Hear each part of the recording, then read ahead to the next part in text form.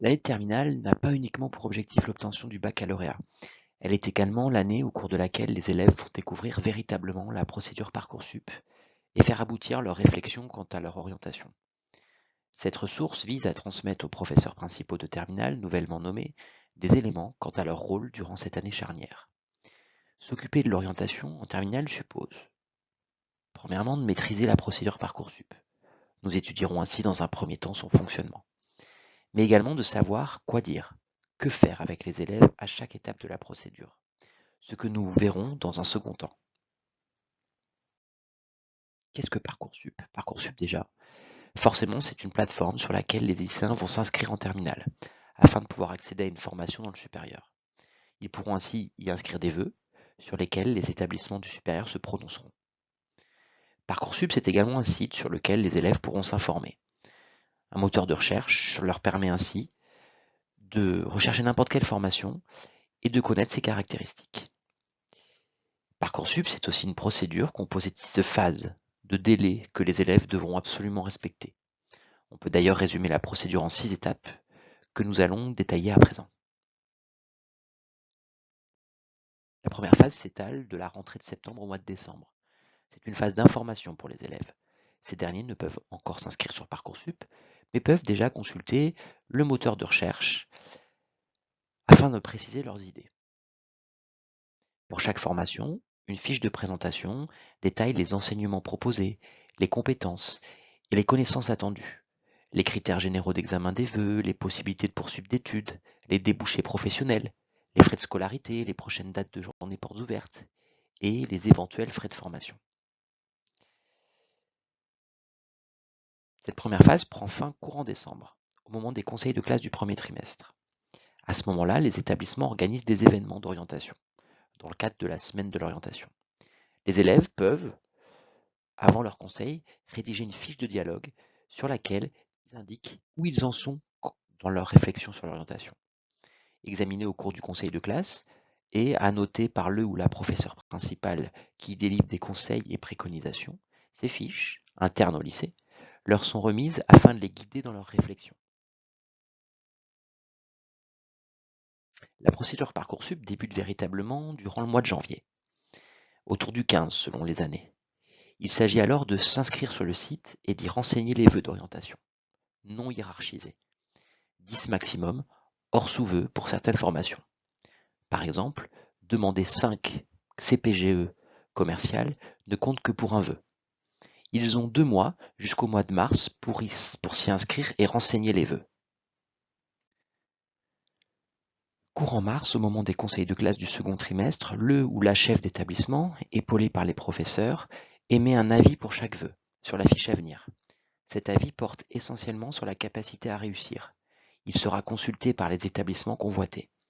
Dans le même temps, les professeurs remplissent la fiche à venir de leurs élèves en rédigeant une appréciation. Les notes sont généralement déjà remontées des logiciels de vie scolaire type Pronote. Les professeurs principaux émettent également une appréciation globale et doivent cocher des compétences. Ensuite, jusqu'à début avril, les élèves doivent valider, confirmer chacun de leurs vœux. Pour ce faire, il est généralement nécessaire de rédiger un projet de formation motivé, sorte de lettre de motivation très courte. Tout vœu non validé est abandonné. À partir de fin mai, début juin selon les années, commence la phase tant attendue, tant redoutée des réponses. Les établissements se sont prononcés pour chacun des vœux.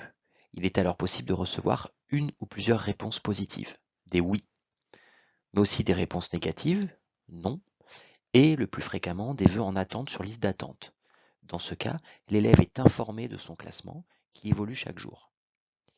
Les universités ont également la possibilité de répondre oui, si. Dans ce cas, l'élève est pris, mais devra suivre des modules complémentaires, mise à niveau, de cours de méthodologie, compte tenu de fragilité dans le dossier scolaire. Les élèves ne peuvent maintenir 2 oui simultanément. Ils doivent donc se prononcer dans les délais précisés.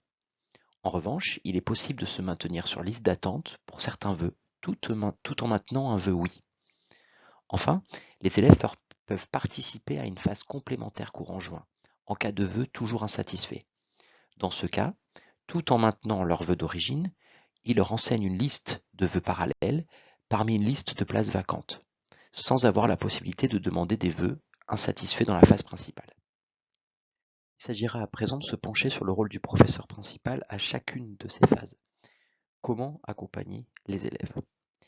L'accompagnement débute finalement en amont de l'ouverture de Parcoursup et consiste déjà à présenter la procédure. Aux élèves déjà, par exemple lors de l'accueil à la rentrée, et aux parents également, par exemple au moment de la réunion parents-professeurs de début d'année. Cette procédure et l'orientation en général s'avèrent anxiogènes pour les familles et maîtriser davantage sa chronologie, ses subtilités est nécessaire et rassurant, qui plus est pour les familles éloignées du système éducatif. C'est également à ce moment de l'année que les élèves doivent prendre conscience de l'importance du dossier scolaire. Parcoursup renseigne les résultats de première, mais également les 2 premiers trimestres de terminale. Corriger le tir dès le début de l'année est nécessaire pour certains élèves. On peut insister sur l'absentéisme, sur les bavardages, en plus des notes. Il paraît également souvent nécessaire de présenter les différentes possibilités d'études post-bac, du moins les grandes lignes. Les élèves et leurs familles ne maîtrisent pas forcément les différentes filières post-bac, BTS, BUT, licence, CPGE, etc.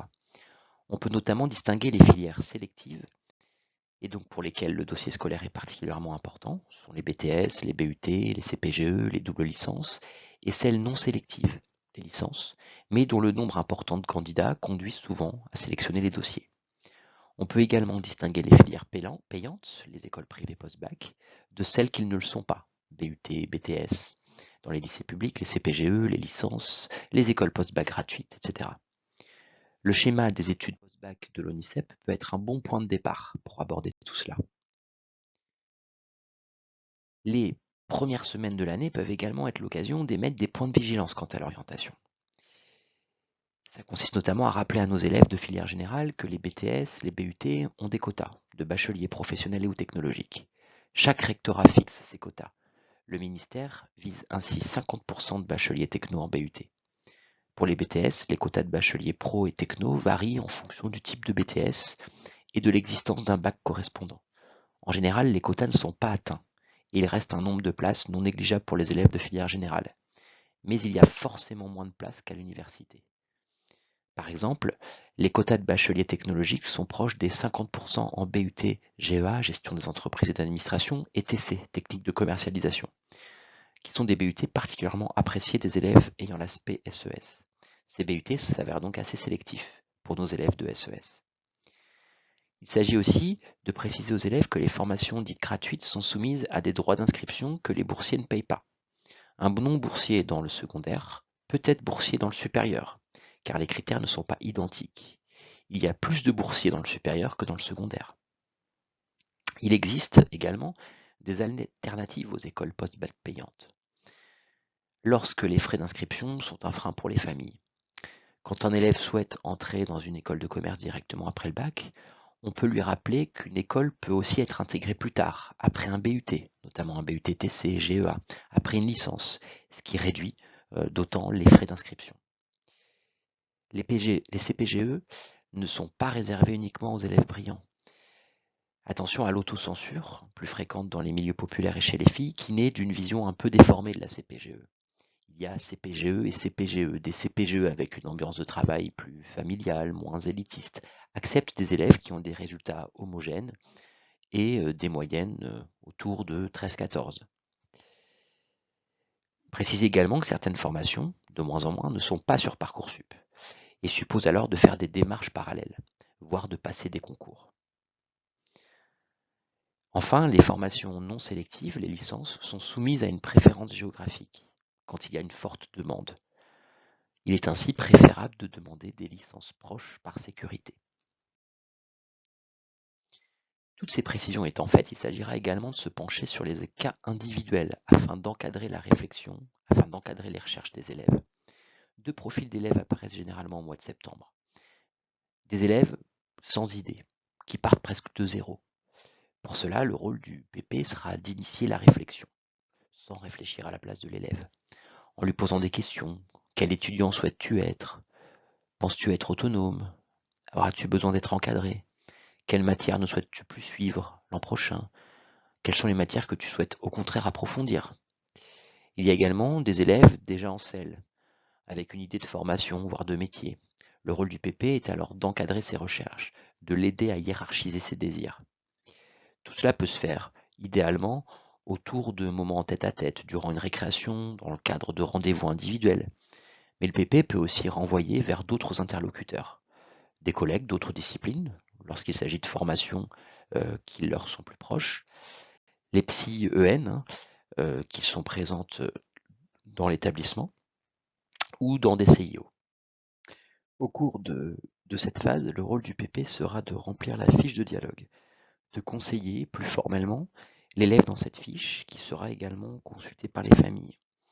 On peut y conseiller aux élèves d'approfondir la réflexion, d'opter plutôt pour un autre diplôme, etc.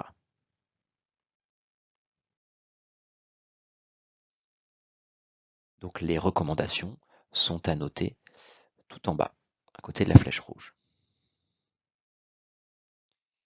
Lorsque débute la phase d'inscription et de vœux, le professeur principal peut surveiller l'avancée des élèves, vérifier le respect des délais par les élèves via le site Parcoursup Gestion, qui nous permet d'avoir un accès à notre classe. Les élèves sont-ils inscrits? Ont-ils intégré des vœux? C'est aussi l'occasion de vérifier la cohérence des vœux avec le projet. L'élève a-t-il renseigné des vœux qui correspondent à son profil, à son projet? Il s'agit aussi de vérifier la présence de vœux non ou peu sélectifs, notamment des licences. Il est possible de voir sur Parcoursup les taux d'accès des licences. Plus le taux d'accès est élevé, plus l'élève a de chances d'être pris. Il est risqué et déconseillé du coup de ne pas faire de vœux licence dans le cas où tous les vœux sélectifs seraient refusés. Il faut aussi vérifier que les vœux sélectifs ont été faits dans plusieurs établissements. Par définition, il n'y a aucune garantie d'être pris dans ces filières. En demander une seule est donc risqué. Un élève qui souhaite faire une classe préparatoire commerciale doit la demander dans plusieurs lycées. Il faut vérifier que tous les élèves sont bien inscrits sur Parcoursup, même ceux qui sont déjà pris dans une formation à ce stade de l'année. Ce que veut un élève au mois de janvier, février, mars peut être différent de ce qu'il voudra en fin d'année au mois de juin, juillet. Il faut postuler quoi qu'il arrive au cas où. Il faut rappeler à l'élève également que s'il est pris dans une formation Parcoursup, hors Parcoursup, donc une formation privée et payante, ce n'est pas gravé dans le marbre. Des parents qui sont prêts à payer aujourd'hui peuvent perdre leur emploi, ne plus être en capacité de payer, et donc l'élève sera bien en peine s'il n'a pas fait de vœux Parcoursup. Dans la phase suivante, les élèves doivent confirmer les vœux en constituant leur dossier. Cette phase est essentielle, il est donc important de ne pas laisser passer les échéances. Parcoursup Gestion permet de vérifier si les élèves ont confirmé leurs vœux, vœu par vœu. Les élèves demandent parfois à leur PP de relire leur projet de formation motivé. La phase qui débute, fin mai, début juin, est la plus anxiogène pour les élèves et la famille. C'est la phase des réponses. Le PP doit déjà rassurer les élèves. Être sur liste d'attente, c'est la situation la plus fréquente. Et la position sur cette dernière évolue vite, notamment en licence, où il y a plusieurs centaines de places. Pour jauger ses chances d'être pris, Parcoursup donne la position sur la liste d'attente du dernier prix l'année précédente. Le PP peut être également amené à conseiller un élève qui hésite entre deux réponses positives, sans décider à sa place. Le PP vérifie également, via Parcoursup Gestion, que les élèves répondent en temps et en heure, sans quoi le vœu leur échappe. La phase complémentaire s'adresse aux élèves, pour rappel, qui ont été moins bien servis ou qui n'ont aucun vœu satisfaire encore. Être sur liste d'attente, fin juin, ne laisse pas forcément entrevoir d'issue favorable. Sans renoncer à cette place sur la liste, il est parfois utile de rappeler aux élèves concernés de la possibilité de faire de nouveaux vœux dans la phase complémentaire. Ainsi, comme vous avez pu le voir, Parcoursup suppose de maîtriser quelques points techniques liés à la procédure. La première partie du diaporama poursuivait cet objectif. L'orientation, c'est un travail complexe pour lequel nous ne sommes pas omniscients. Savoir accompagner les élèves, c'est également reconnaître quand on ne sait pas et conseiller aux élèves d'autres interlocuteurs. Il est notamment possible de renvoyer les élèves au bouton Contact de Parcoursup quand ils nous soumettent des problèmes techniques Les réponses sont en général rapides. Le professeur principal apprend chaque année dans son accompagnement à l'orientation. Les élèves qui optent pour certaines filières, nous les font découvrir certaines années. Les problèmes que rencontrent les élèves une année reviennent l'autre année. La rubrique FAQ du site Parcoursup est à conseiller aux professeurs, élèves et familles.